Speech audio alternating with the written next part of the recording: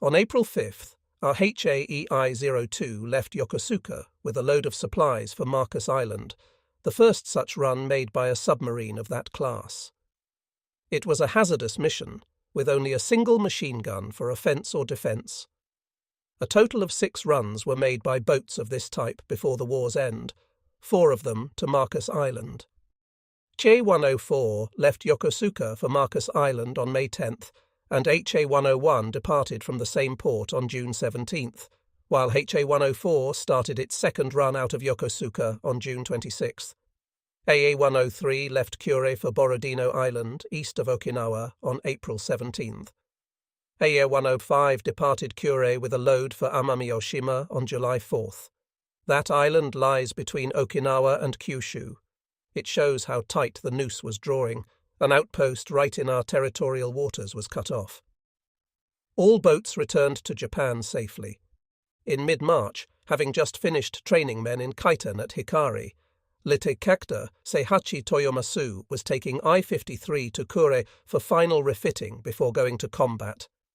Enrule, a mine exploded near her stern, seriously damaging the after electrical control panel. Toyomasu managed to get his boat into Kure, but she had to be scratched from the next kaiten mission. Enemy aircraft began mining our home waters in March. They sowed the inland sea and its exits to the ocean with magnetic mines, pressure-detonated mines, and impulse mines. More than 12,000 mines of various types were dropped in our waters in the final 6 months of the war. They cost us more than 125 ships sunk and at least that many more damaged. Masts of sunken Japanese ships made an iron forest of Shimonoseki Strait, western exit from the inland sea, as they protruded from the water. In time, they also became a serious navigational hazard. Bungo Strait was the only reasonably safe exit from the inland sea, and even it was dangerous. Mines, enemy planes, and enemy submarines awaited the unwary. On March 28, I took I-47 into Hikari, where we loaded 6 kaiten on board. The pilots came out to the ship and I dived to test the structural strength of the weapons at deep levels, then conducted several kaiten manning drills. Although one had fears when first given command of I-47, I was now proud of the ship. We had a good team. They felt lucky and felt that they had a lucky captain, knowing that 2 submarines had been sunk on their first mission after I turned over command. All hands were sure I would bring them home safely from any mission. They called themselves the Never Die crew of I-47. They got this motto from our hull number. Translated directly into English, I-47 means Class A submarine, hull number 47. The kanji characters making up this are Shai, 4, Nana, 7, and I. However, when run together, they can also make up Shinanai, which means do not die, or never die. After our 2 successful approaches within a few thousand yards of enemy anchorage and our escaping without making a contact, the crew felt that nothing could harm them. It made for high professional performance.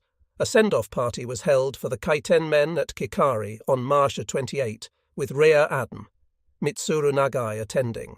Sake flowed freely and an excellent meal was served. Liti Siddhartha Sadatoshi Torida proposed the first toast to the human torpedoes. Later, we all rose and sang the Warrior's Song in their honour. The pilots sat stiffly at attention, while the rest of us gave full voice to At sea we may sink beneath the waves. On land we may lie beneath green grasses, but we have nothing to regret, so long as we die fighting for our emperor. As the evening wore on, the Navy March and other stirring songs were also sung. Many of those present had big headaches next morning when I-47 got under way from Hikari, because Navy men liked to demonstrate their capacity for sake. A brief departure ceremony, including the presentation of swords to I-47's human torpedoes, was held on shore in the morning. By mid-afternoon, I had my boat heading out through Bungo Strait and ordered the bridge cleared. Everything outside Bungo Strait was now considered enemy waters. I wanted no sightseers on deck should a prowling plane or submarine spot us.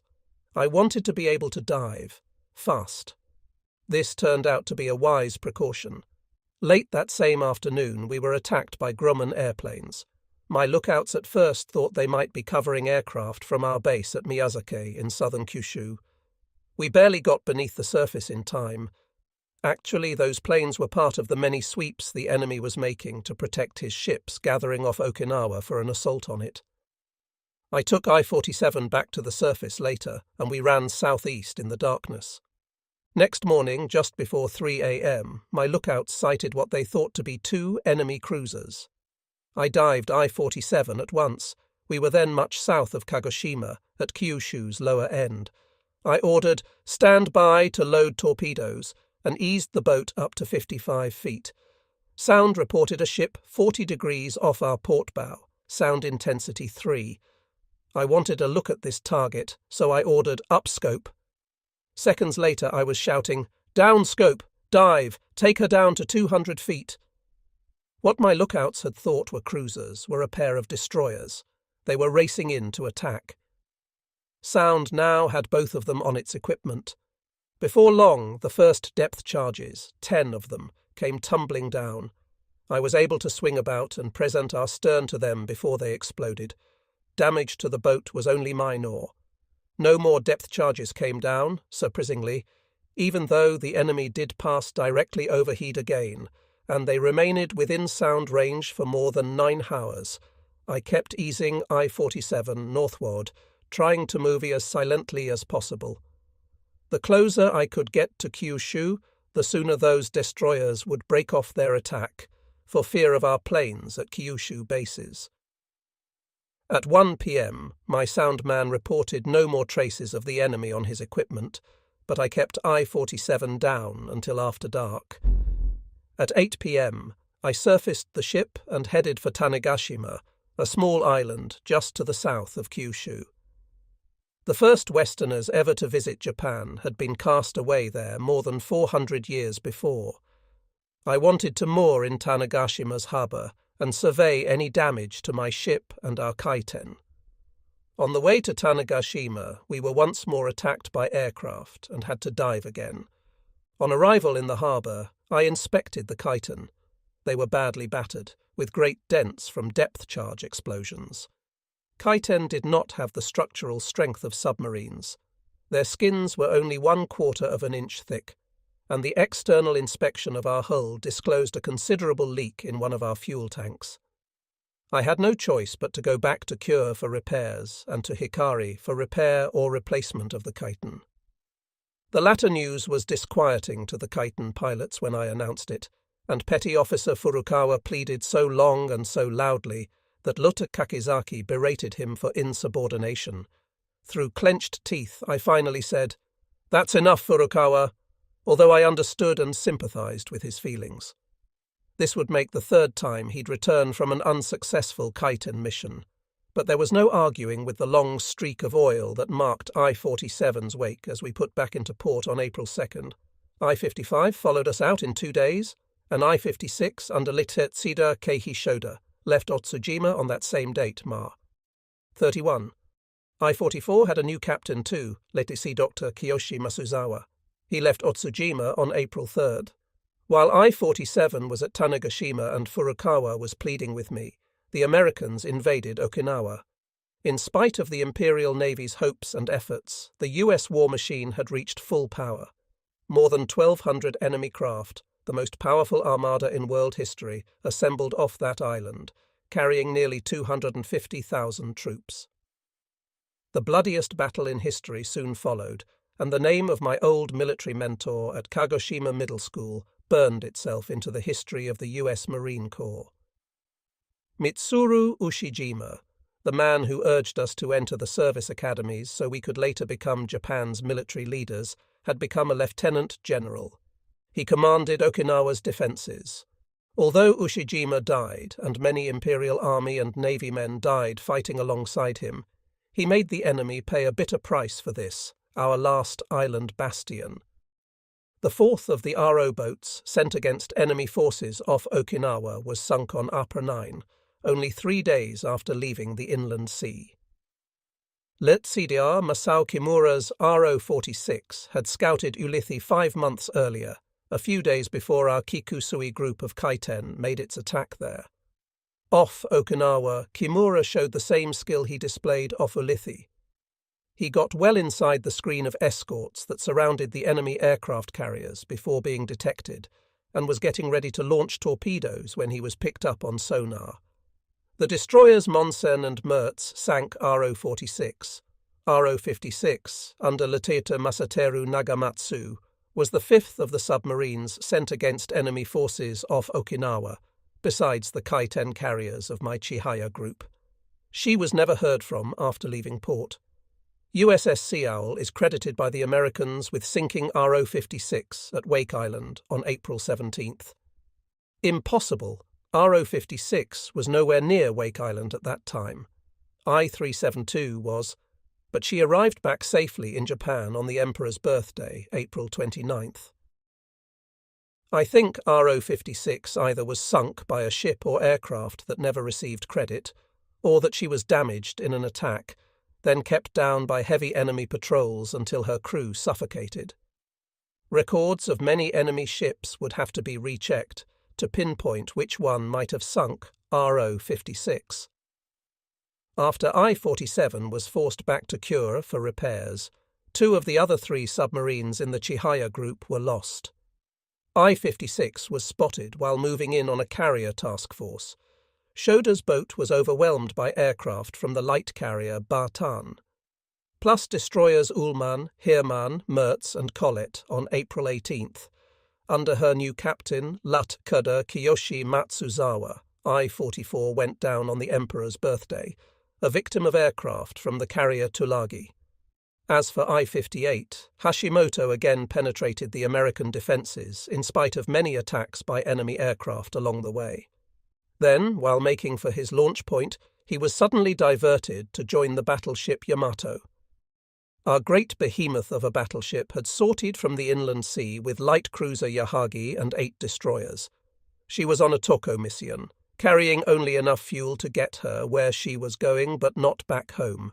Yamato had orders to beach herself on Okinawa and add her great 18-inch guns to its defence. Before I-58 could rendezvous with Yamato, our greatest battleship was sunk, along with Yahagi and 4 of the 8 destroyers.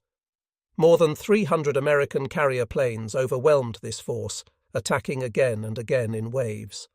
The final torpedoes were fired into Yamato while she was still rolling over, so concentrated and fierce was the attack. One can probably understand America's growing capacity for war if he considers that she sent as many planes against Yamato as we had sent against her great fleet at Pearl Harbor just 40 months before, and had hundreds more to spare for work elsewhere in the Western Pacific against us. Vice Adm. Seiichi Ito went down with Yamato. He had almost expelled me from Etajima the night before my graduation. During my final year at the academy, Ito was a commander and director of the Midshipman Corps. Slender and tall, with a slight stoop, Ito smiled a lot. At the same time, he was very tough and stern. On the night before our graduation, several of us decided to have a little sake celebration. Ito caught us and immediately ordered the entire graduating class to assemble. Then he berated us for not having perseverance. "I have no desire to tell a man that he cannot drink," he said, "but I am stunned and amazed that some of you would violate one of our most stringent regulations on your very last night here. You must realize that the Imperial Navy has many other rules and regulations that also may not be violated under any circumstances. A man must have willpower and discipline to observe all of them at all times. Yet some of you are so weak-willed that you could not observe the Etajima no-drinking rule for just one more day. The Navy has no place for men who cannot discipline themselves." We were quivering and shaking by the time he finished, and had learned our lesson well. So he decided to let us off without expulsion or other punishment. 14 years later, Admiral Ito proved himself to be the man he had been in 1931, one who practiced what he preached. Ordered to take Yamato and her escorts to Okinawa, he knew he had no chance of getting there, but was not deterred. He knew the underlying purpose of this sortie. Yamato was a great prize that the enemy wanted at the bottom of the sea. Once she was sighted, every available aircraft would be launched against her. This would give our planned kamikaze attack a better chance against ships whose overhead shield would be thinner. Ito did not flinch. "I understand fully," he told the Naval General Staff's special courier who brought him the special orders. "Leave everything to me." Yamato went down, but she drew off enough enemy aircraft so that our kamikaze got through to hit nearly 30 American ships that day. While depth charges were falling about I-47 on Ma 31, leading Petty Officer Fujisaki of my crew had teased the Kaiten men, saying, "Your Tatara group is Tatara Reta." In Japanese, that expression means to have a day filled with misfortune. Still, 4 of the 6 pilots soon would have the kind of luck they hoped for. On April 201 was to take them out again, and 4 men would be launched at the enemy in their steel projectiles. Before I took I-47 to sea, 3 other submarines left the inland sea. These were RO-57, RO-58, and RO-59, obsolete craft that after their early work in the Wake Island campaign and defence duty in the Marshalls, had been brought back to Japan. They had served as training boats for crews of new ships under construction. They operated only in Tokyo Bay and the inland sea, under strict orders not to venture into the Pacific where they might be mistaken for prowling enemy submarines. By April 1945, however, even the inland sea was no longer a completely safe training area. Enemy planes and enemy-laid mines had made it hazardous, so this trio of boats was ordered to a new training base in Anamisu Bay on the Noto Peninsula. This is on the west coast of Honshu in the Sea of Japan, out of range of the big enemy bombers operating from China and the Marianas. These bombers were hitting the homeland often and hard now, wreaking havoc not only with our means to fashion the tools of war, but on our ability to transport within Japan the necessities of life. An enormous black market had built up because of ever stricter food rationing. City people travelled far into the countryside to buy food from farmers. Many a family bartered its treasured family possessions for enough food to keep a young child or aging relative alive. 2 ships made up the Tembu, Heavenly Knighthood group, I-36, and my I-47 boat. Great competition existed between the crews. Each boat had launched Kaiten twice, on the Kikusui and Kongo missions, and each had 1 Kaiten mission cut short. Now both would have a chance to do what I and other submarine captains had long been advocating. Instead of attacking great assemblies of closely defended warships at anchor, the pair of us were ordered to use our Kaiten and torpedoes against the enemy's thinly guarded supply lines. We were to patrol along the Ulithi-Okinawa line and ambush ships carrying men, food, oil and ammunition to the Americans on and near Okinawa. The future of the Kaiten would depend on how well we did. I left April 20th from Hikari, just 9 days before Hashimoto returned with I-58. When he could not rendezvous with Yamato, he was given orders to rush in and fight to the death. Again, Hashimoto performed the amazing feat of piercing the enemy screen and got ready to release his Kaiten. And again, a few hours short of his launch point, he received another change of orders: put out into the Pacific and attack enemy supply lines. I-58 was then to the west of Okinawa, and patrols were so heavy that steering directly east was simply out of the question. Hashimoto had to run south along the China coast, all the way past the southern tip of Formosa, before daring to swing east. He then started north to attack the enemy off Okinawa, but was summoned home while en route. Upon arrival, he reported having been attacked by enemy aircraft no less than 50 times in the 29 days he spent at sea. 1 more submarine was lost during April, 5 days after I sorted in the Tembu group. It was RO-109, Lieutenant CDR Kazuo Ebato, which had left Sasebo for the Okinawa area on April 12th. She and RO-50, the only two medium-type submarines remaining in Vice Adm. Miwa's forces were ordered to patrol east of Okinawa.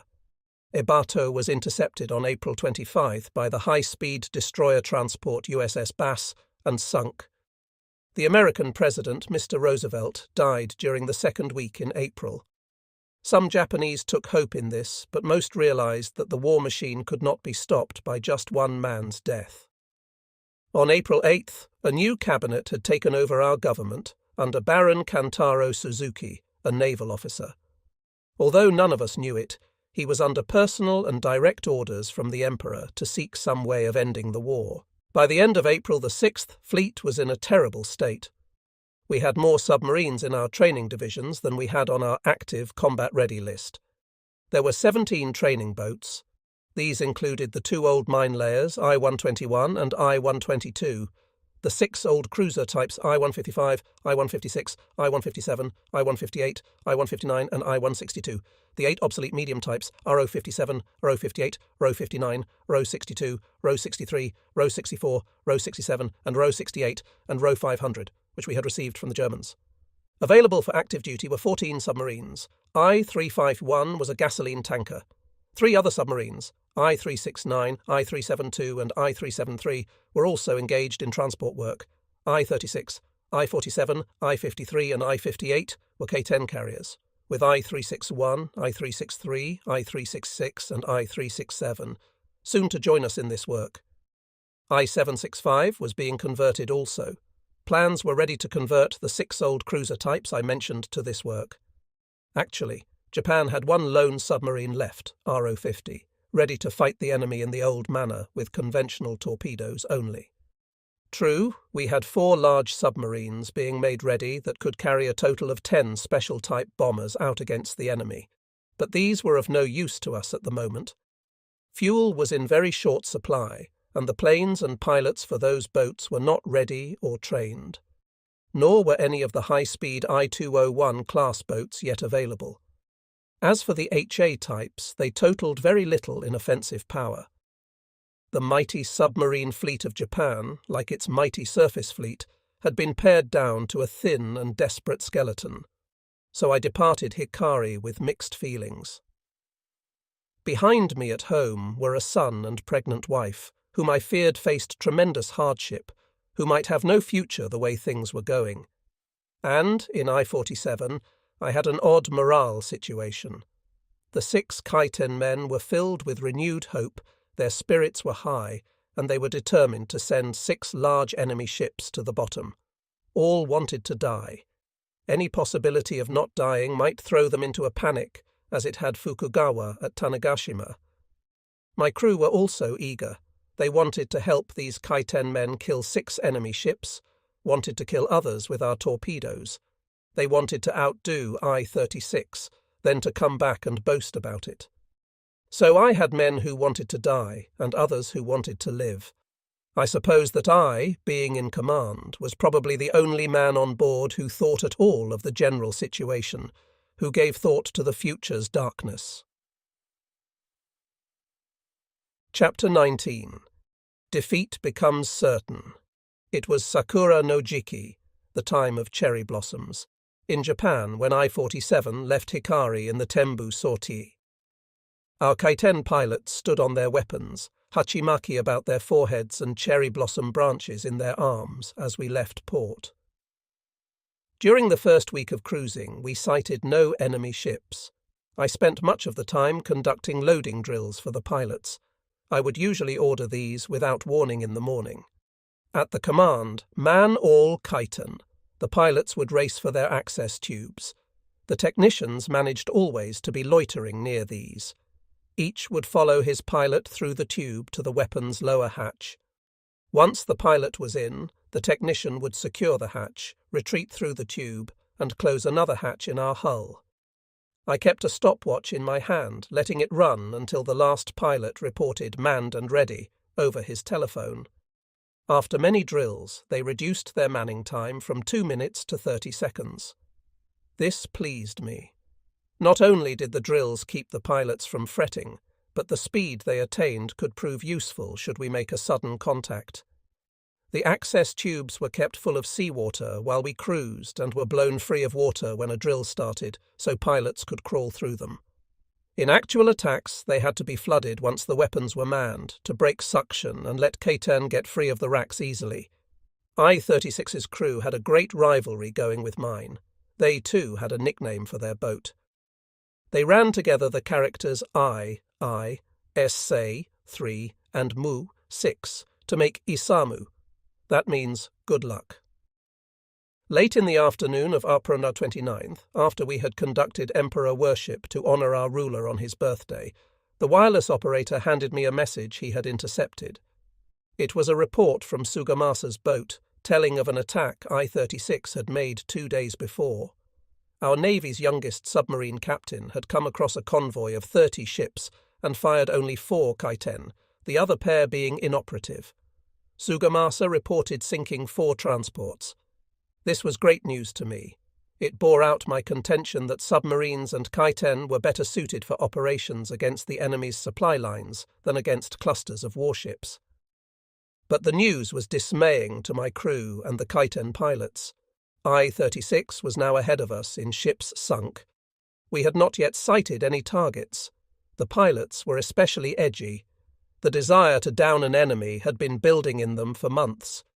Some days earlier, I had held a send-off party for the pilots, knowing that there would be no time once we sighted an enemy. My officers provided the best selections from our stock of tinned foods, plus some beer. The 6 young gentlemen seemed outwardly cheerful during the proceedings, but you could read in their eyes their great desire. For more than 7 months they had been training to leap into eternity, taking hundreds, or even thousands, of the enemy with them. Waiting until we sighted targets became unbearable for them, especially since their earlier disappointments. We finally made a sighting on May 1st. It was in the evening, about an hour after sunset.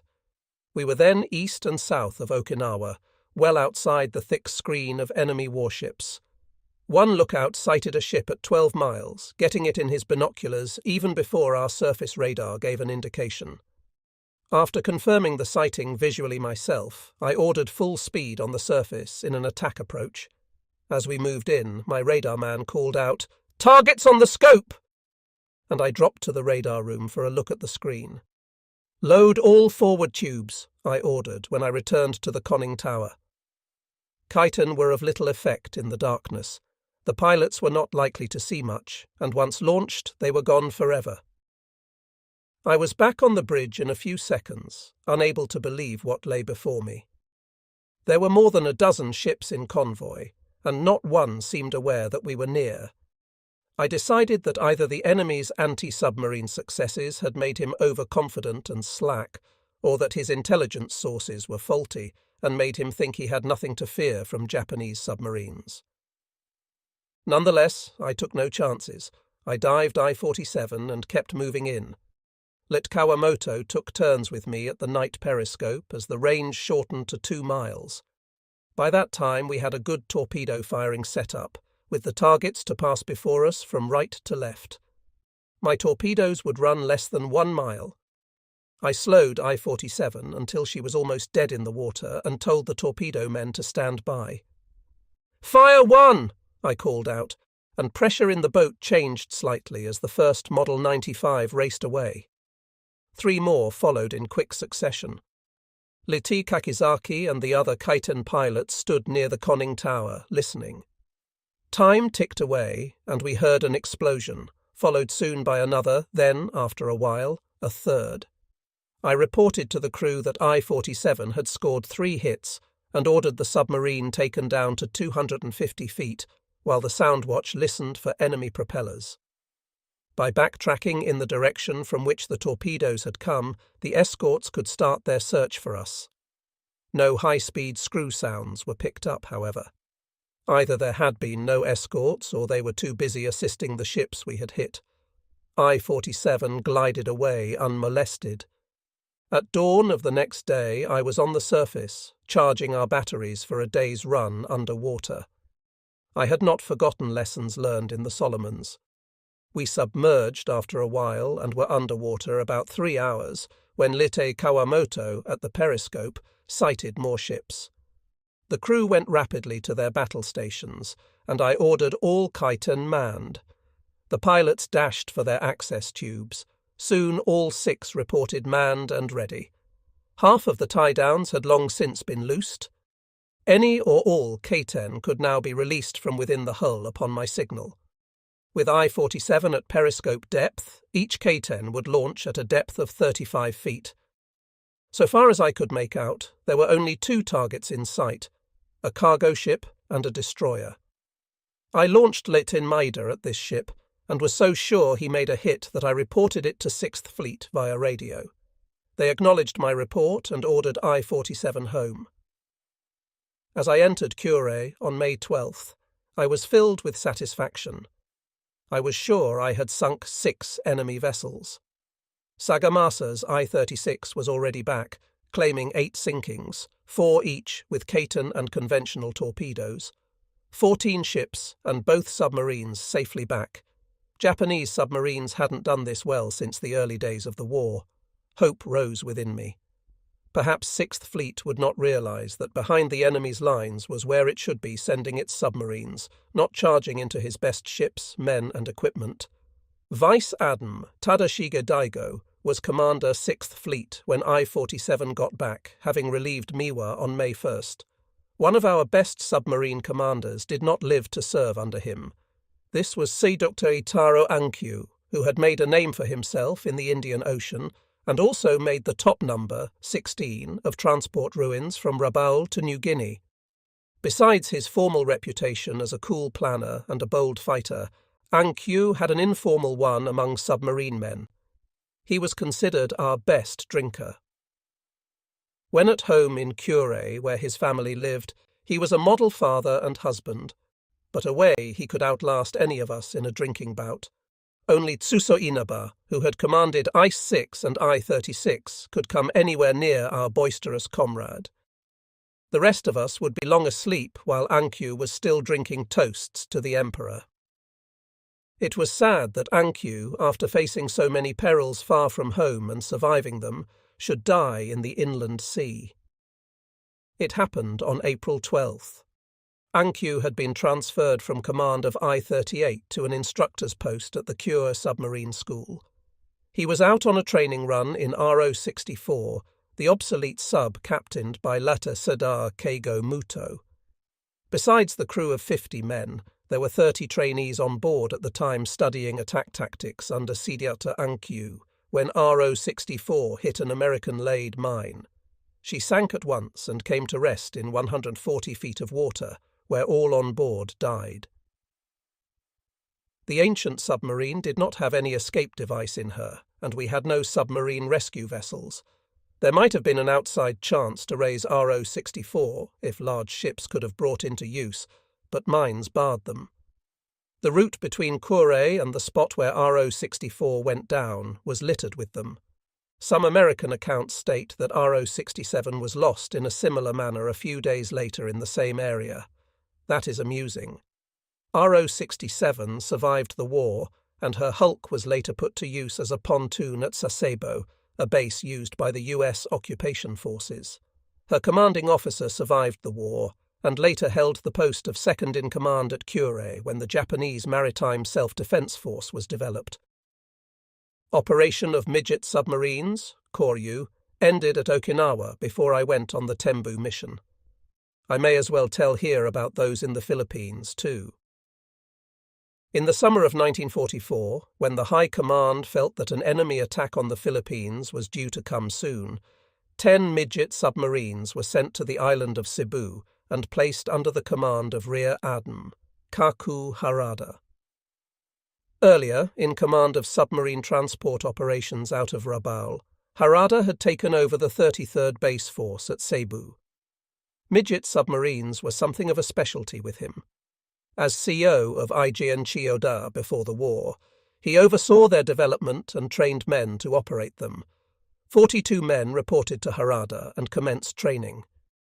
In December 1944, the midgets went out on many sorties, first being alerted by a lookout station on the northern tip of Mindanao whenever enemy ships were passing through the Philippines, 1 Koryu was lost and 4 damaged beyond further use in this effort, while Harada claimed the sinking of 11 cargo ships, 4 destroyers, 2 cruisers and 1 carrier. When the enemy took Cebu on March 28, 1945, the remaining Koryu were scuttled and their crews, together with the technicians, retreated to the mountains to fight on with army troops. Koryu were sent to Okinawa in January 1945, as were hundreds of Shinyo, the Toko motorboats. Also sent were 9 Kaiten under Lieutenant Fujio Kawai. These last never arrived. Pilots, crews and technicians were lost en route when the ship transporting them was sunk. When the enemy assaulted Okinawa, the 33rd Koryu Group was there, with 6 midget subs and 130 men. 3 midgets went out to attack enemy ships on Merit 25. Only one returned, its captain reporting that he had hit an enemy ship with 2 torpedoes. The next day, 2 midgets went out, with one coming back. It reported hitting an American cruiser. This may actually have been the destroyer Halligan, which was torpedoed and sunk that day. Either the midget or RO-49, about which I speculated earlier in this chapter, got that ship. The Americans wiped out our nest of Shinyo, our Suicide surface craft, when they landed on Keramaretto, next to Okinawa, to set up artillery for shelling the larger island. The only other sorties by Koryu from Okinawa were made on Ma 30, when 1 went out, and on April 5, when 2 went out. All 3 reported that they made no hits. By April 7th, the enemy was on Okinawa in great force and closing in. The remaining Koryu were scuttled, and the 33rd Group wirelessed 6th Fleet that its members were joining army troops. Nothing was ever heard from them again. At home, submarine construction continued. I-373 was completed on April 14th at Yokosuka. She was destined to be our last submarine sunk. I-352 was launched at Kure on April 23rd, but was destined never to reach completion. And at Kure, the building of midgets went ahead so rapidly that at war's end we had a massive dry dock filled with them, almost ready to go. I-351 left Kure on May 1st for Singapore, under Lieutenant Sidiata Noboru Okayama. She took out clothing, ammunition and aircraft spare parts, arriving May 15th.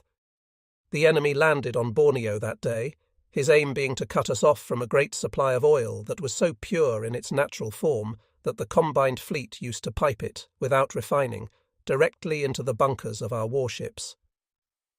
Germany surrendered early in May, and Japan found herself standing alone against the world.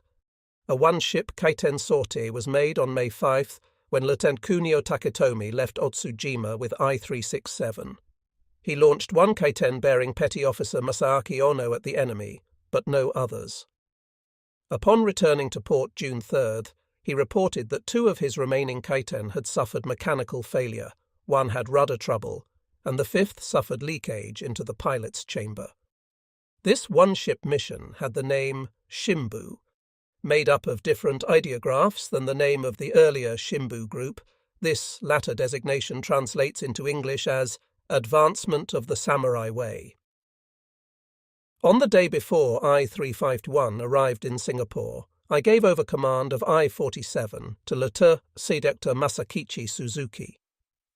The death of Sea Dr. Ankyu in RO-64 had left a gap in the ranks of combat-experienced instructors at the submarine school, so I was transferred into his place. When I arrived at the school, on the north side of the Kure base, there were already 2 classes awaiting me. Each contained 30 officers. The HA class of submarines were being completed then, and these men had to be trained quickly. I took over the attack section of the school's curriculum, which covered most of the 15-week training course. Classroom sessions included lectures and blackboard illustrations in the theory and principles of submarine attack. They were followed by laboratory sessions, during which students trained on simulators and attack training devices. After that, I could take groups out in one of the training submarines moored nearby. I then conducted approach and attack exercises, using small craft as practice target ships. All drills were repeated over and over again as each student took his turn at the duties he would have in a combat situation. Most of our operations were conducted in Hiroshima Bay. We also used Ionada Bay, near the western end of Shikoku Island in the Inland Sea, until enemy activity became so frequent that we even had to get out of the Inland Sea for a while. While I still had my first class of students under instruction, 4 more kaiten-carrying boats went out. It was the Todoroki group. In Japanese, this means great roar, like the sound of a cannon. 2 transport submarines, I-361 and I-363, joined with I-36 and an obsolescent boat, I-165, to make up this sortie. The last boat carried only 2 kaiten and left port well after the other 2 ships had departed. One of them, in fact, had already been sunk by the time I-165 sailed. Lieutenant Masaharu Matsuura took I-361 out of Kure for the Okinawa area on May 24, carrying 5 human torpedoes. She was never heard from again and was sunk on May 30 by aircraft from the escort carrier USS Anzio without, I think, ever firing either kaiten or other torpedoes.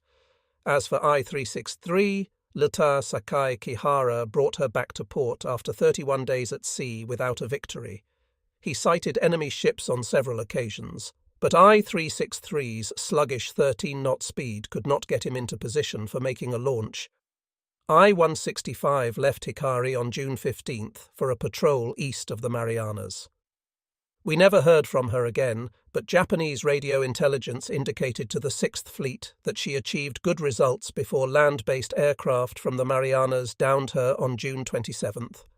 Lieutenant Yasushi Ono commanded this ship. I-36 left Hikari on June 4th, carrying 6 kaiten. She met an enemy convoy on June 24th, but when 2 successive kaiten failed to operate, Sugamasa became disgusted. He fired a spread of conventional torpedoes, later reporting that he had hit a transport that seemed damaged at first, then quickly picked up speed and ran away. On June 28, Sugamasa launched 1 kaiten at a transport or cargo ship, but was quickly pinned down by its counter-attacking escort.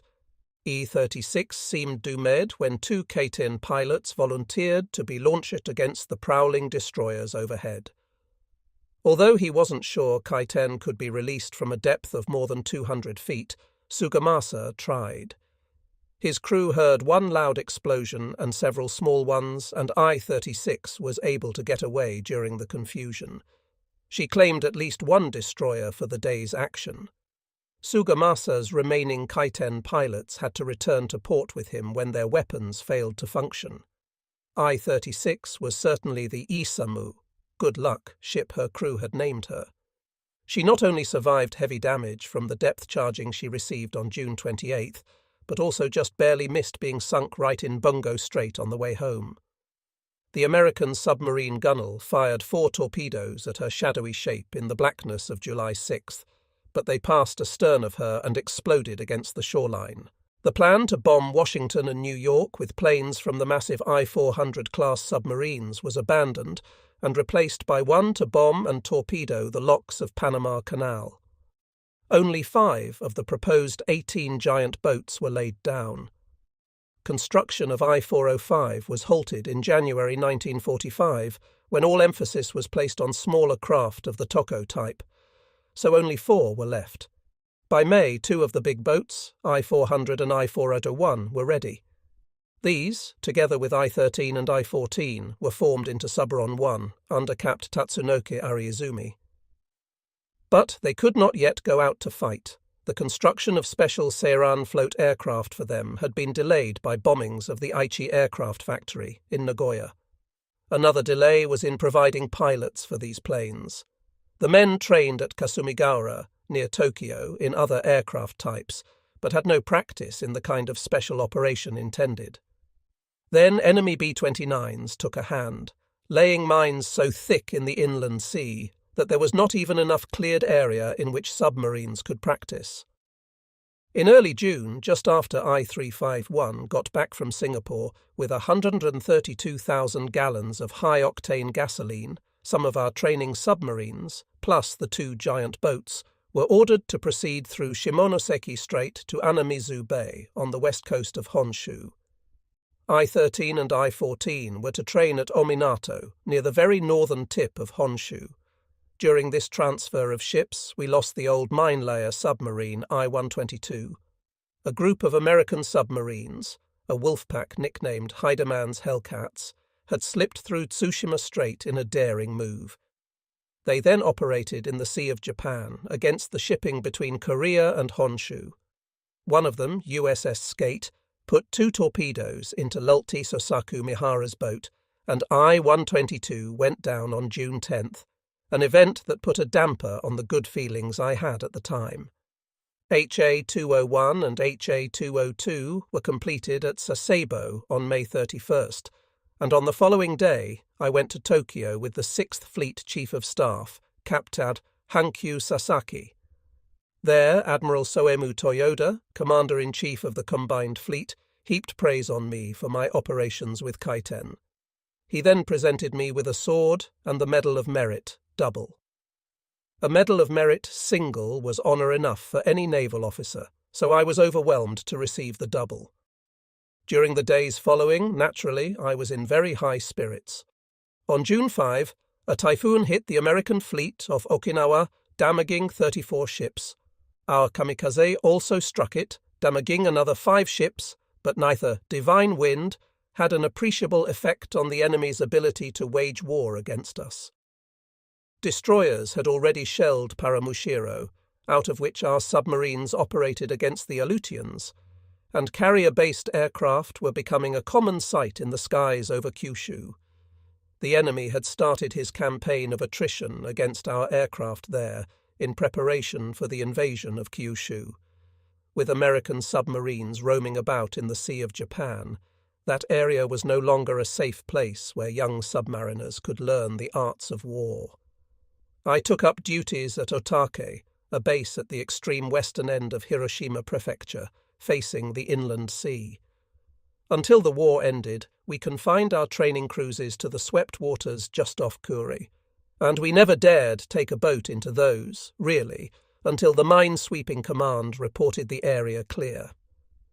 On June 22nd, we lost 2 more of our dwindling force of submarines when B-29s showered their bombs on Kure.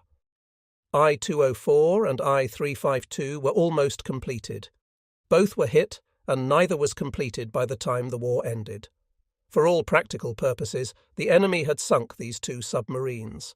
On that same day, the Emperor held an imperial conference at which he told our top people that the war had to be ended. The Japanese people were suffering severely, he said, and could not endure much more hardship. Also, he added, he wanted the widespread destruction brought to a halt before Japan became weakened beyond the point of possible recovery. On that day, also, all organized Japanese resistance on Okinawa ended.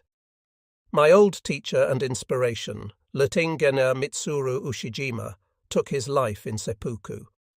More than 115,000 of his men had died in the 82-day struggle to beat back the enemy. On the next day, an imperial message went out, stating that the crisis for Japan was unprecedented. But die-hard army leaders overrode it with one of their own, urging all Japanese to continue the struggle until victory was won.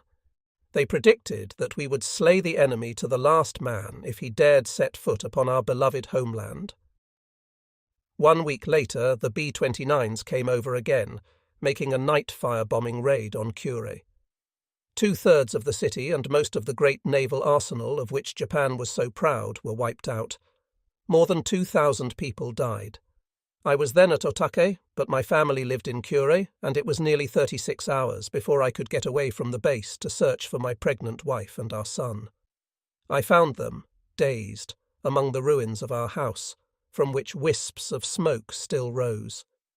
They had rushed to an air raid shelter when the alarm sounded, and so had suffered no physical injury. My heart sank when I saw the sadness in Hisako's eyes. This tender girl, whom I had first met when she was 16 and I was 23, was a picture of forlorn misery. Hisako's and my first confrontation had come as a surprise to me on January 7, 1933. While home on leave that day, I was invited to accompany my mother and father to the home of Mr. and Mrs. Shigeru Ankyu. We were served by a very pretty girl wearing fumisode, the special elaborately sleeved kimono worn only on formal occasions. Later, on the way home, my parents asked me what I thought of this girl, who had struck me as a very pretty, bright, and well-mannered young lady. A surprised thought occurred to me. "Was that our Omiai?" I asked. My parents nodded, signifying that she was the girl they had chosen for my future wife. Next day, when I went to the train station to return to my ship, Hisako was there with her elder brother.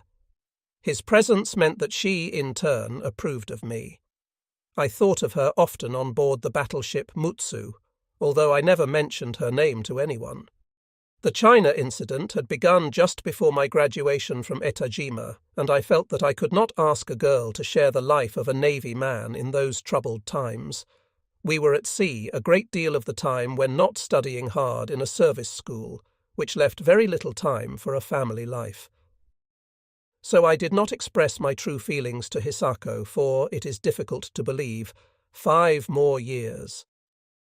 By then the incident had bloomed into a full-scale war. I had spent the intervening time at sea in the destroyer Kaki, submarines RO-27, I-55, I-7 and I-52, and the cruiser Nagara. Meanwhile, in spite of the hard life of a naval officer, my classmates were getting married one after another. So, in the summer of 1938, I made a formal application to the Navy Ministry for permission to get married.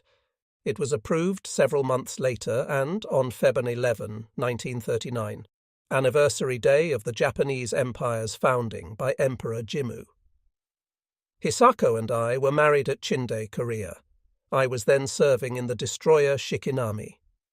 5 days later, my ship received sudden sailing orders. Because Russian patrol craft were harassing Japanese fishing boats off Vladivostok, Hisako later confessed that she wept all the time I was absent and was sorry to have married a naval officer. In May, I received orders to torpedo school at Yokosuka, so the journey there was our delayed honeymoon. After 6 months at Yokosuka, Hisako and I spent another 5 at Kure while I attended submarine school. That was the extent of our married life together until 1944, when I was ashore fitting out I-47. Now I was more or less ashore again, but under what awful conditions. After the raid on Kure, there was nothing I could do but take my wife and son back to Otake with me. Everything we owned had been destroyed in the bombing. We spent one night together at an inn. Then I found a room for Hisako and Shuichi at a farm. Leaving some money with her, I returned to the school. 11 days later, while holding a night class, I was interrupted by a messenger bearing a note. "Son born last night," it said. "Mother and baby doing well." I got time off the next day, borrowed a bicycle, and pedalled it furiously over hilly roads for 3 hours. The roads were rough, and I was laden down with canned milk and some vegetables, which were very hard to obtain at that time. There, by Hisako's side, wrapped in white, lay our second son. He had been conceived while I was preparing to go out on the Congo mission, so I named him for it. In the tiny room of that lonely farm on a mountainside, I peered proudly into the infant's face and declared that his name would be Goichi, meaning first in strength. Kon and go, steel, meant metal, strong. As I spoke the name of our second son, Hisako broke down, the first time she had done so since the early days of our marriage. "When will this horrible war end?" she cried at me. "We have no home, no clothes, nothing. There was the little money you gave me, but I could buy practically nothing with it. It took much searching in the black market just to find enough to keep us alive. You, my husband, are a naval officer. You must fight. It is your duty. But I have no willingness to struggle any more, nor does anyone else. No one believes that Japan will defeat the enemy when he comes to our shores, no matter what the newspapers or radio say. Our land will be reduced to ashes, and your sons and I with it. Our only choice will be dying under bombs or through starvation." I tried to comfort my wife, but what could I do? What could I say? My heart was breaking in two. There was my family to consider, but also my duty. I was a naval officer, sworn to defend all wives and children of Japan, not just my own. To do less was to be a coward, a shirker. I calmed Hisako as best I could, left the food and some more money with her, promised to get more, then returned to the school. There I hurled myself into my tasks, impelled by a great desire for revenge. I had only one real weapon, my experience. If I could pass some of this to my students, they could better face the enemy. The next few weeks were a frenzy of work for me, broken sharply by an incident that occurred near the end of the month. I had set out early in the morning for the western end of the inland sea, as tactical officer in command of 4 training submarines and 1 target boat. Lieutenant Iwao Teramoto, who had I-36 during the Kikusui and Congo sorties, was an instructor with me at the school. He was on board the target boat. Between us, we were to direct the exercises. I would supervise the students in their approach and attack techniques, and Teramoto would judge and criticize the results. In the afternoon, we would exchange positions and duties. Training started early in the morning. In the middle of the second approach run, the wireless operator on the submarine I was riding handed up an air raid warning message. I signalled all submarines to dive at once and the target boat to run for a sheltered cove along the shoreline. It didn't get there in time, though. Through the periscope, I watched the Grumman fighters peel off, dive and open fire on Teramoto's craft with rockets and machine guns. I could not help him, of course, but the lone 13mm machine gun on his boat kept up a steady fire. Still, it was clear that the target boat did not have a chance. All of a sudden, I saw flame flare from its engine spaces. When the Grummans flew away, I surfaced and went alongside. No one was visible on deck as we approached, and my boarding party found several men lying about, seriously wounded. 8 others were dead. Teramoto was one of them. As he stood at his post on the bridge, 3 bullets had pierced him. How strange was fate! Had the attack come a few hours later, I would have been standing in his place. Again, the fortunate Arita had escaped death. No wonder the I-47 crew had thought me a lucky captain and named their ship Never Die. The 8th Kaiten sortie began departures on July 14th, led by Lieutenant C. Saichi Oba's I-53. He had the first of 6 boats in the Tamon group, so called after the youth name of Masashige Kusunoki's son, the name he used until adulthood. Oba had 6 kaiten on board, of which 2 failed to function. One of the others, so far as I can tell, sank the U.S. destroyer escort Underhill. I-53 got back to port 29 days later with a report of successes. Litsidata Hashimoto took I-58 out from Hirao 2 days after I-53 left, a false start that had to be repeated. My former ship, I-47, left Hikari on July 19th, found no enemy ships, and came back on Aoga also. 11 without firing kaiten. I-367 brought her 5 kaiten back on Aoga. 16 after 28 days at sea. Liltakunio Takatomi had also not found the enemy. The 5th boat, I-366, left Hikari on Aoga. 1, she was back on Aoga. 16, 3 kaiten expended, 2 inoperative. On Aoga, 9, Lieutenant Takami Tokioka was detected by a group of enemy warships. When attacked, I-366 launched 3 kaiten, bearing Latetiu, JG, Kenji Naruse, Petty Officer Tokue Wenishi, and Petty Officer Hajime Sano. Although 6th Fleet thought that those kaiten sank 3 large transports, Americans credit the destroyer escort Johnny Hutchins with sinking all 3 of these human torpedoes. Investigation showed that there were no large transports in that area at that time, only a large group of enemy destroyer escorts bent on killing off any Japanese submersible encountered. The last of the Tamon boats, I-363, was at sea for only 8 days. Latei Sakai Kihara left Hikari on Aoga 8, heading for waters east of Okinawa. He was soon diverted into the Sea of Japan, was strafed by enemy planes en route there, then was recalled to Kura. Our underseas aircraft carriers, meanwhile, had gone out on a sortie. I-400 and I-401, after much delay, had finally received their aircraft. I-401 was under Sea Doctor Shinsei Nambu, later an officer in Japan's Maritime Self-Defense Force. Sea Doctor Utsunosuke Kusaka had I-400. These submarines dwarfed the USS Argonaut and the French Surcouf, considered the world's largest submarines until the existence of ours was revealed after the war. Although somewhat unwieldy because of their size, both boats could crash dive to periscope depth in 56 seconds, considered quite an achievement. There was not enough fuel available in the Kura area for the two giant boats to obtain a full load, so in mid-April they started for Dairen, Manchuria, to take on fuel. After that, they were supposed to go to the inland sea and start training pilots.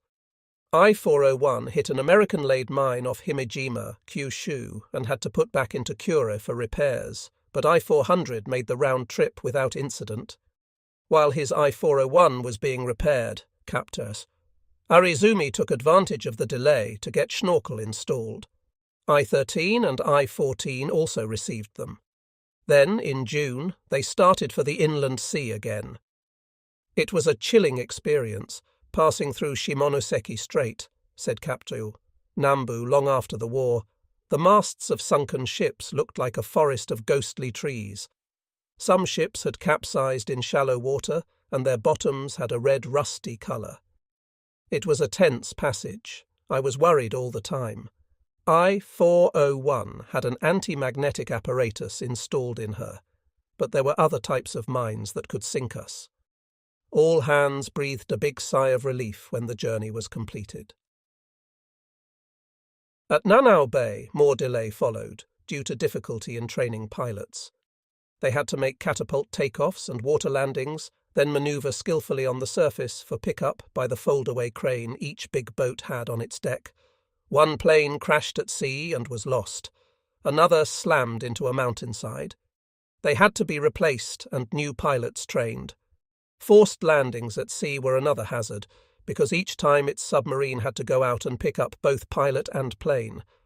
According to Nambu, it was a rare moment when I-401 had all three of its planes on board and in good condition. "We worked hard, though," he said, "and once were able to surface, unstow 3 aircraft, and get them away, all in 45 minutes.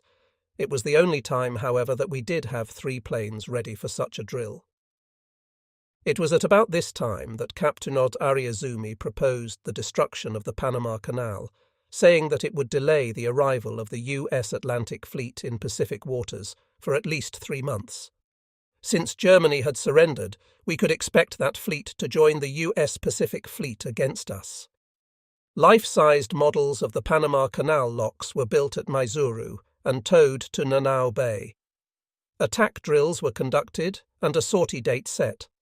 The boats were to head east on just about the same course our first air fleet had taken on its way to attack Pearl Harbor in 1941.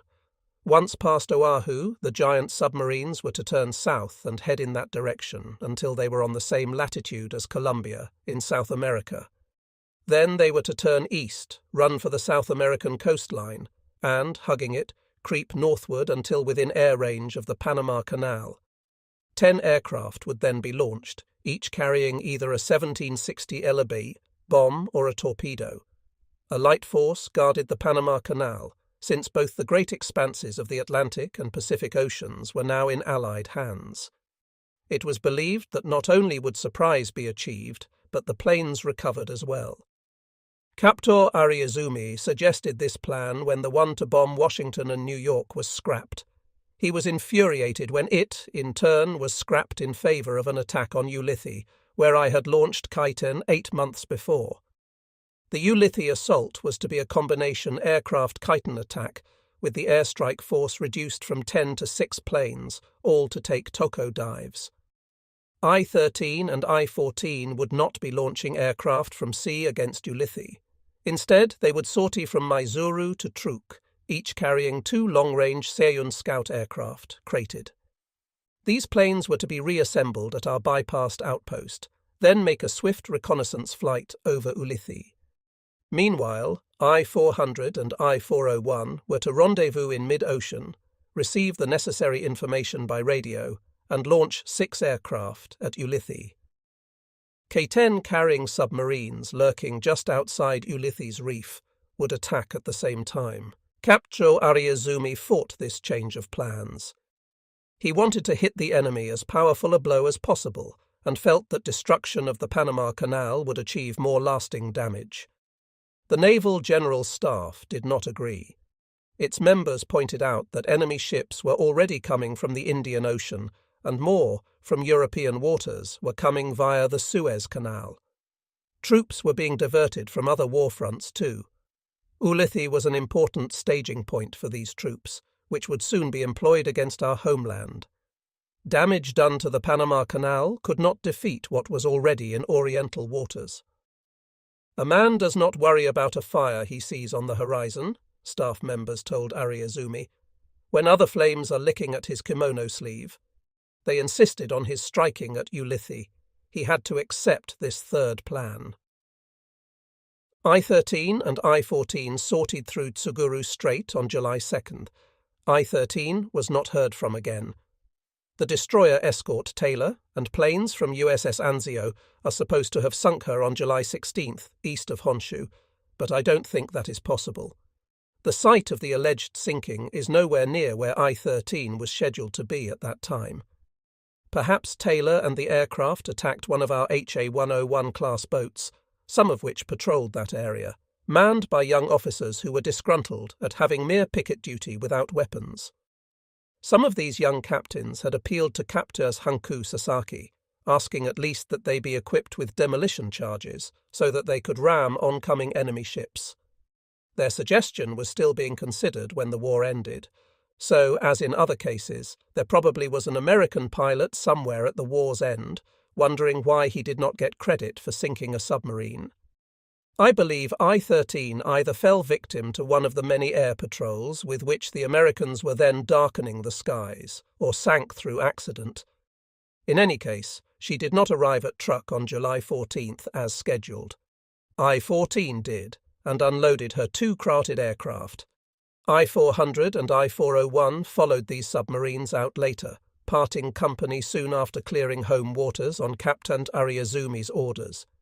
Each was ordered to proceed independently to a rendezvous point south of Ponape in the Carolines, arriving on station Aug. 12. There they would await word of the attack date. To camouflage the group's mission and to make sure both submarines were not found together, Captain Ariazumi told Sea Dr. Nambu, captain of the flagship in which Ariazumi was riding, I-401, to take his boat on a long swing east of the Marshalls. Then they ran southward a great distance before turning westward and then toward the Carolines. Both ships had excellent radar, effective up to 60 miles. It was felt that they were not likely to be surprised and sunk, as had happened to so many Japanese submarines in 1944 and 1945. Before the rendezvous day, however, 2 other important dates arrived. One was July 29th, when Lieutenant Sea Dr. Mochitsura Hashimoto initiated a strange series of events by torpedoing and sinking the heavy cruiser USS Indianapolis, and the other was Aug. 6, ever since known at Hiroshima as the Day of Double Dawn.